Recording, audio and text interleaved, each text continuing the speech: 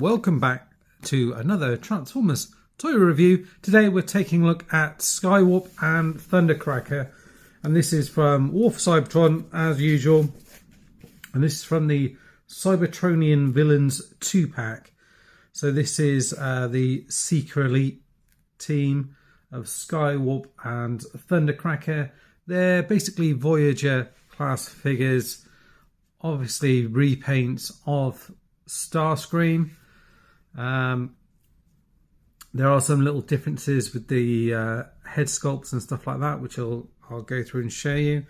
As part of the packaging, I mentioned they come in a 2-pack.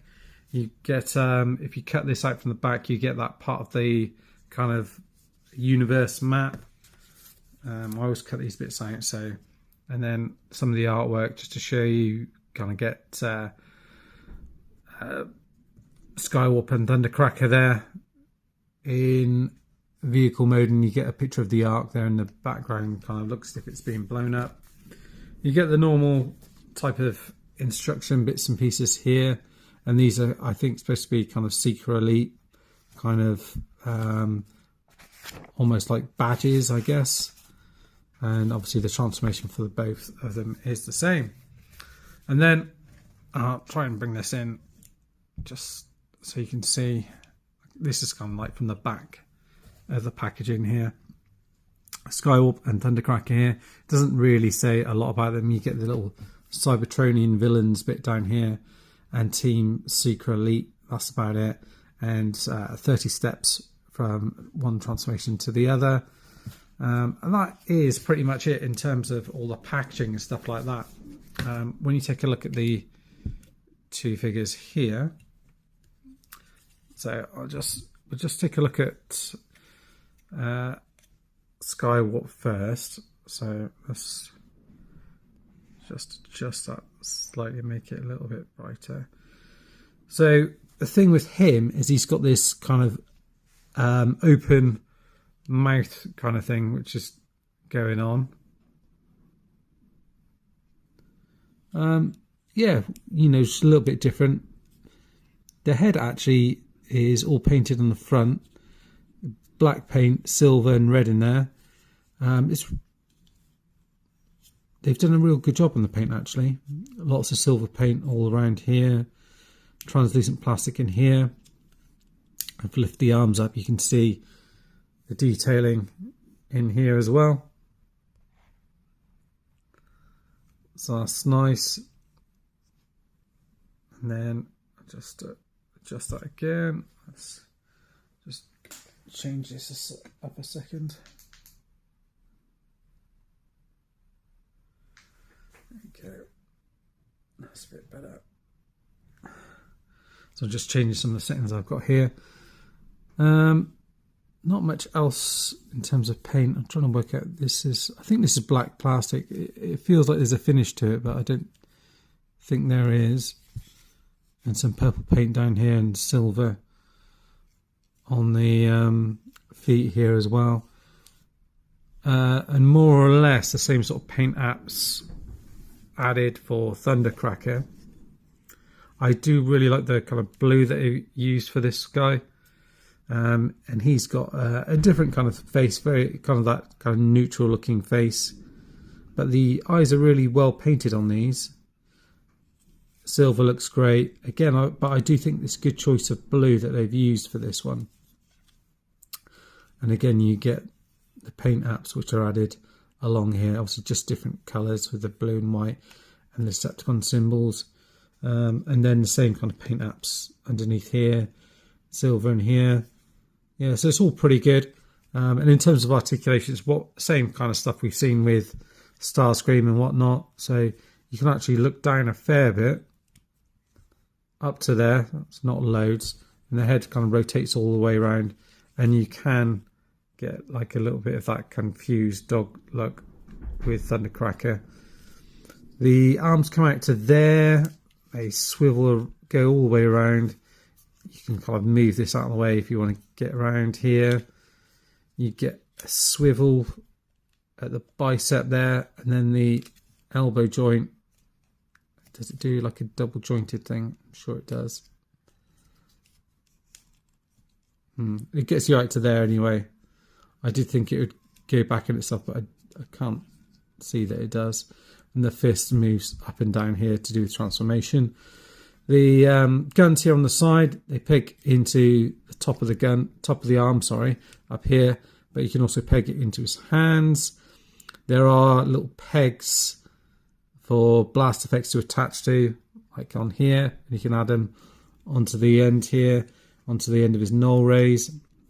And then you've got further storage for the guns underneath here, or even underneath here if you wanted them to hold in there. You see there's loads of different places where you can store weapons or add on kind of weaponizers and things like that. So that's the arms. So waist articulation. No, there's no waist articulation in this one. He has got this bit that kind of lifts up. And it looks like you've got like a port here for a flight stand here as well. The legs go up to there. So not quite all the way. And they're hindered going back as well. So they can only really go back to there. And then out to the side there. So you can't quite do the splits, but it's a good attempt. And then the knee will take you back to there. And then the foot, you get this toe bit here, the back here as well. And then you get a rocket that goes out to there as well. And obviously you get the same with old Skywarp. I noticed there's a little bit of, I don't know what that is. If it's where it's been cut from the sprue or something like that, I'm not sure. But yeah, it's got some kind of stress marks on there. But generally, everything kind of holds up pretty well. You can pose them fairly easily, these guys. I think I probably prefer Thundercracker to Skywarp, actually. These two at the moment, but they're both good, very good toys in robot mode. The guns, I think they're the same mold as well. As mentioned, you can put the bits on the end for the null ray. So the main difference is, obviously, apart from the colour, is the kind of facial expression that you've got there as well. So I'm not going to go through transformation because we've done that before with, I think with Dirge and Thrust and everyone else like that, and even Starscream. So we're going to skip straight through and take a look at their vehicle mode. Alright, well here we are. We've got them into their jet mode. No real surprises here, but they do turn out pretty nice. Looking at Skywarp first of all. Just slightly. Yeah, it's just very well done. Everything kind of tabs in together pretty nice. There's a few bits where you've got kind of different kind of black plastics and things like that, but it all kind of looks fairly cohesive. These bits kind of stick out a little bit in hand. It's kind of made of a softer plastic, which isn't quite as kind of gloss as the rest of it, so it's got a bit of a matte finish, and these bits could easily get kind of scuffed up, but it's not that bad. There's a couple of little, what I mentioned about stress marks and like things off being cut off sprues. There's a few little marks in there which don't look great. Apart from that, it's all tidy finish, silver on here, a few little bits of it's not quite perfect, but other than that, I mean, with the Decepticon symbols, I would prefer them to kind of stand out a little bit more. They are a little bit subdued, so, but that's kind of like a nitpicky thing, really. The cockpit looks nice. There isn't any kind of landing gear or anything that comes down for this guy, but you can, just stand them up fine. And everything kind of slots away kind of as you would expect it, really. It looks a bit like the cartoon, really.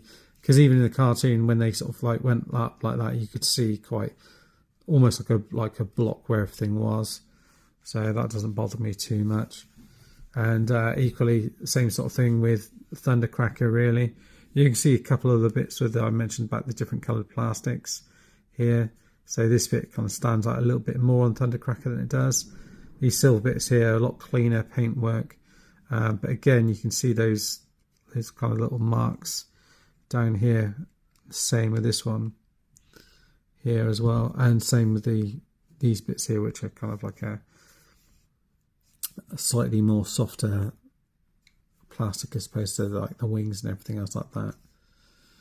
But overall, you know, they've done a good job. You know, they're kind of like, in my mind, if anyone's got the Generations ones, they're kind of like, you know, Voyager sized upscaled versions of those, really, with kind of improved articulation. You know, they're really good. But you know, if you've got your Generations one, you know, I would look to swap them out and have these in place. I don't have any of the Generation Classics kind of ones of these anymore. The only ones I've got still are something like the BotCon molds and things like that. But these look great. I mean, look at that in jet mode coming forward towards you. It, you know, it looks like something out of the cartoon. It, you know, it's a really nice finish and look and feel about it. The only thing is, I'm really struggling for space at the moment, so I'm thinking about, you know, where I'm going to put these, or if I put them in kind of like storage or whatnot at the moment, because there's so many Transformer characters. I don't want like loads of different versions of the same thing. There are ones like Optimus and Megatron, which, you know, you end up having multiples of, in terms of, you know, you might have Optimus Primal, Optimus, you know, the vintage version, and then like a more recent version and things like that. Where these guys are, I don't want to have loads of different versions of them. So I'm going to have to find somewhere to put them on display. So I have to perhaps, make a little bit of room and pop them in there somewhere. God knows where though. And I need to do another little tour of the garage and my display space, because I've done a few updates and things that I want to show you as well. That is it for now, guys. Thanks for watching. And as always, stay safe, and I'll see you next time. Bye-bye for now.